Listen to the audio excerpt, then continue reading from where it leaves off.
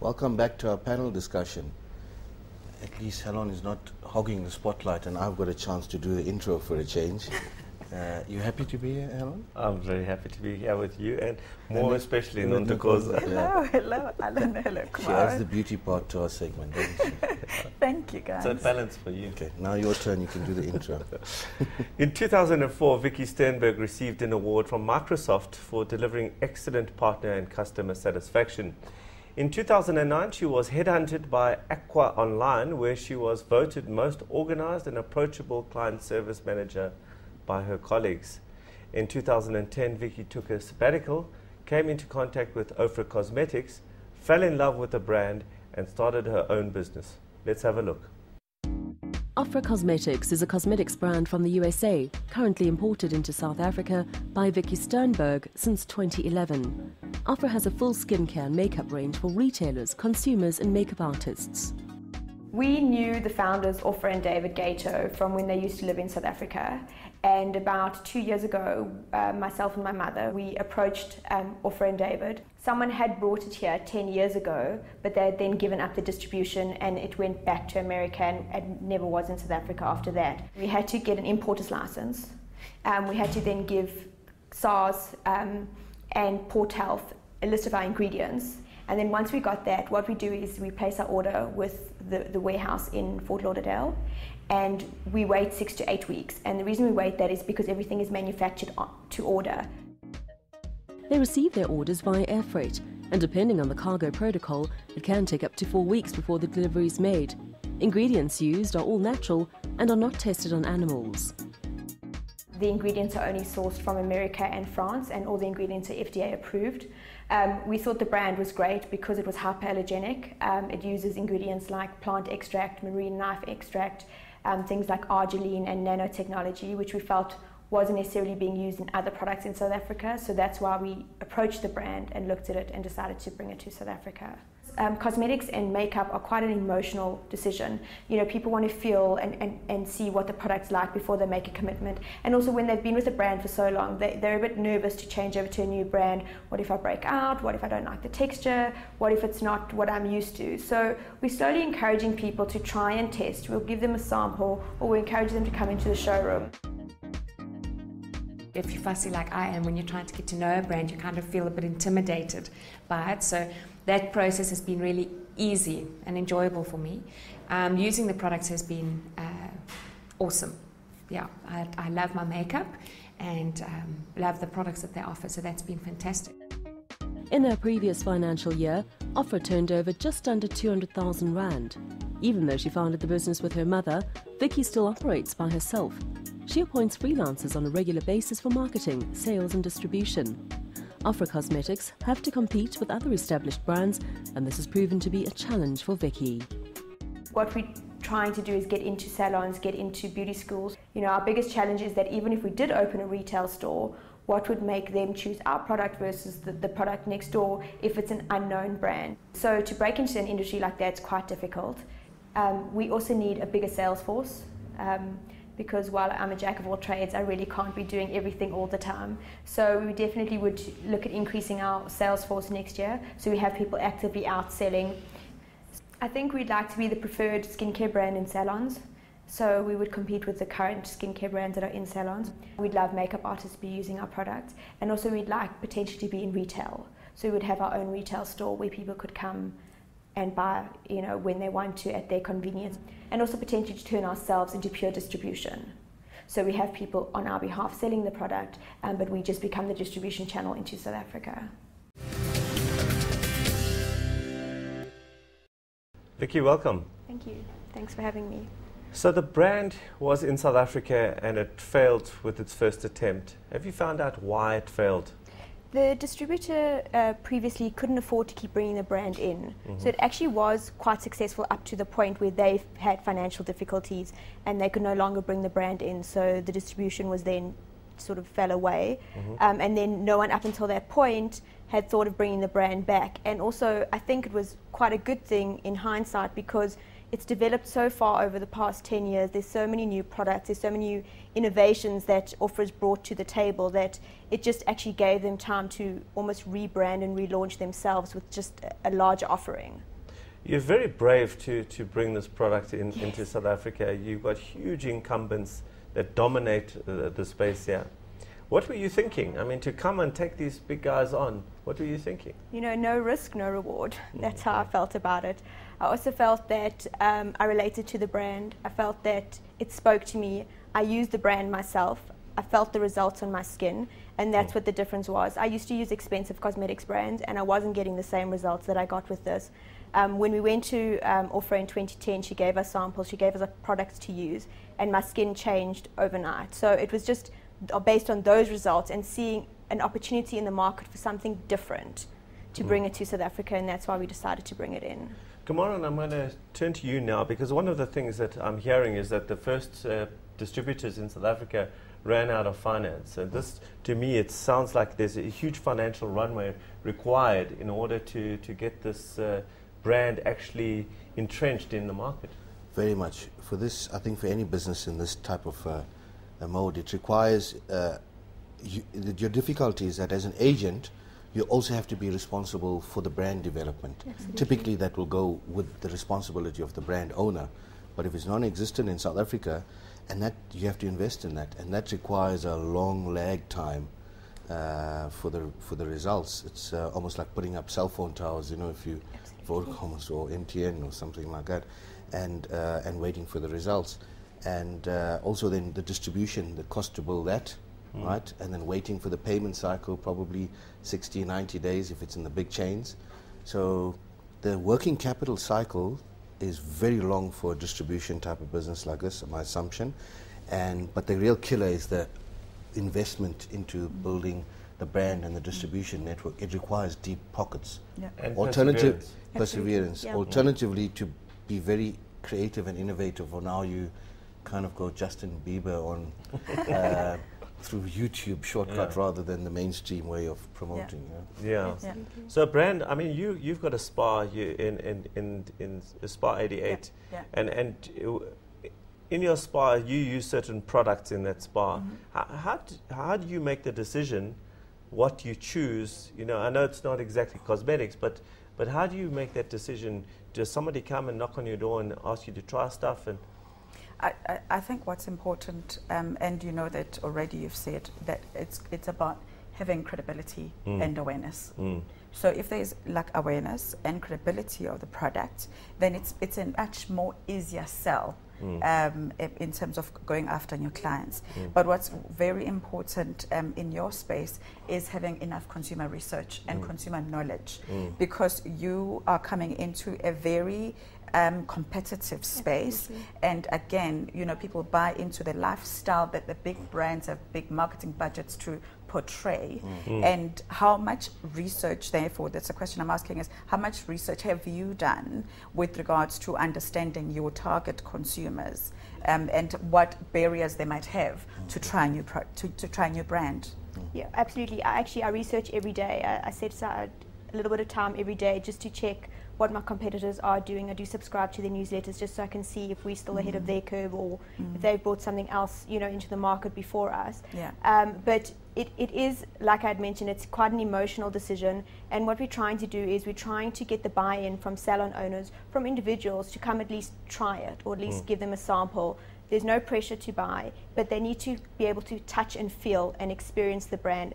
So it's all well and good that they've heard the name and they've seen us in the magazines and stuff, but I think the decision is made once they've had that personal experience and they see the results. If the target market issue that you raise is a concern for me, or rather something that is a key to unlock the rest of your distribution puzzle. And my question for you is, what is your pricing point? You mentioned it's quite a bit more cheaper than something else. So if you had a A-level brand at that pricing point, are you at a B or C? And how does it relate to a particular target market? And then the types of salons you would go into. Obviously not high-end salons if you are, this is not an A-priced product. So what is your pricing differential? We feel that our product is quite an exclusive product, but we specifically priced it not unreachable for people to be able to afford to use the product. Right. You know, there are more exclusive brands that have this amazing packaging, and a lot of them you pay double the price for the packaging that's included. Right. So while our packaging is very nice, you're not paying for that. We're trying to give you the most benefit from the ingredients that are used, and you know, the quality of the skincare and makeup that you're purchasing from us. So we do compete with most of the popular brands in the salon from a price point, and we are then slightly cheaper than them just from that. We also are negotiable when it comes to professionals like salons and makeup artists around a discount structure, so that they can also, you know, be able to experience the brand and then on-sell it to their clients, where they also have the benefit of making money off our brand as well. Do you have a brand ambassador? You know, sometimes I think for this type of product you will see they will get a personality or a celebrity that's aligned to their target market to almost endorse this or whatever. Do you have something like that? Have you considered something like that? We absolutely have. We're busy looking at one, but we do have a lot of makeup artists that represent us. So they will use our makeup on their client's skin. So they do bridal makeup, they'll do photo shoots, they'll do TV sets. So people are experiencing it through their experience from their makeup artist. And they sort of aren't official brand ambassadors, but they are representation of the brand because that's the product being used on their clients. I actually want to come to something you said, Kamaran, earlier about Justin Bieber. So I'll just first of all correct you on that. Even though the YouTube thing was a big part of it, if you listen to his story, a big part of why he became successful was all the work he did post that. And the one thing he did have was talent. So if I try and relate that metaphor to what's going on here, the question is, talent equals, is the product, you know, of quality, is the quality product. Why do you know so much about Justin Bieber? I've got little boys who yeah.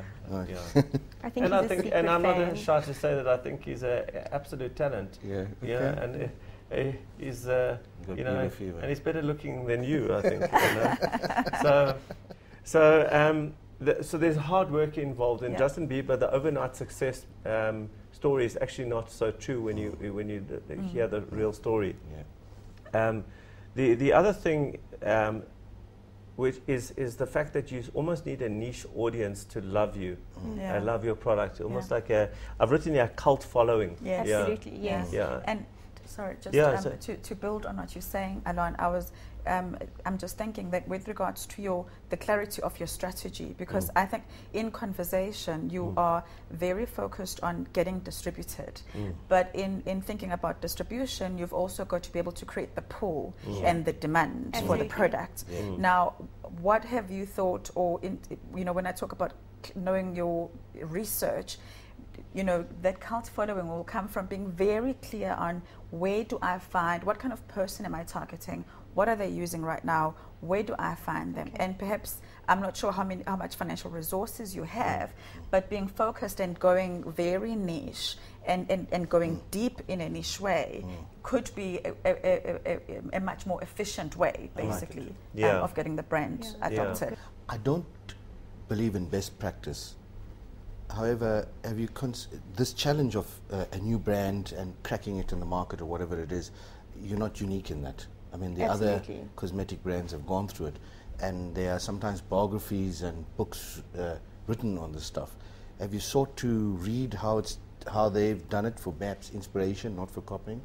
I haven't read that, but I've read other biographies sort of on people overcoming their adversities and looking at things like that, so taking inspiration from a lot of things.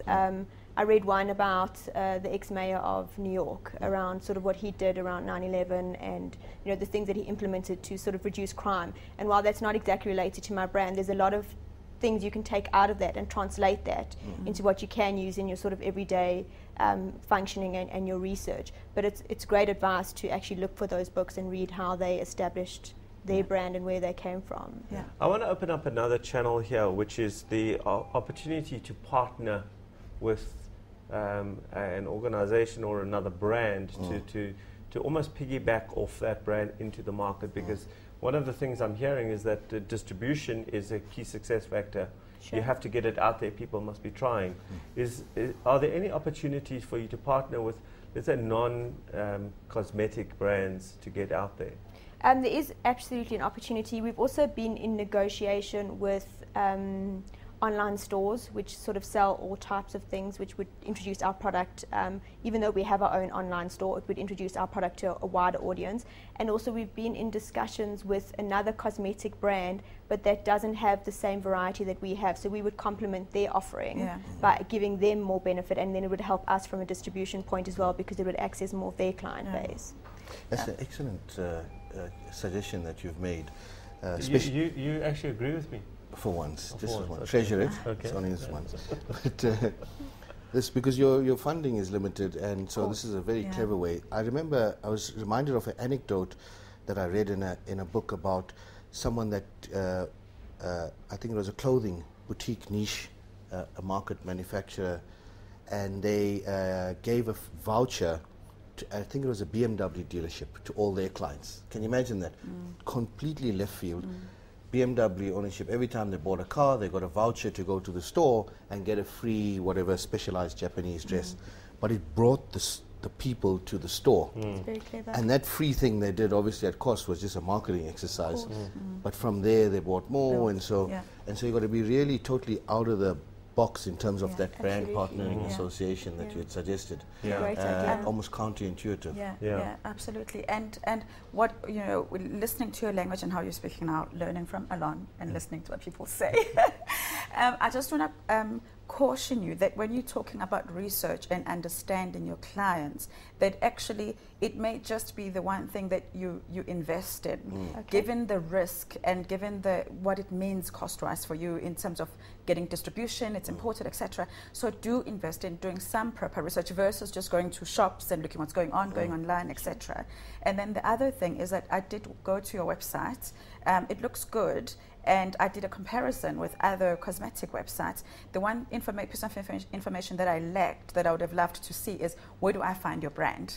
Where do I find your brand? I mean, you've got a link to say, to encourage people to ask you about distribution. But I just think to be proactive and say, if you're looking for Ofra, here's who, here's our sales reps, and here's their phone numbers, and just adding that little bit of information makes you that much more accessible to the demand. Any other comments around the brand? I mean, this is particularly around the brand Ofra. Oprah, like isn't there an opportunity there? I think the other. You didn't get a confession. Unfortunately not, but I would have paid money for that.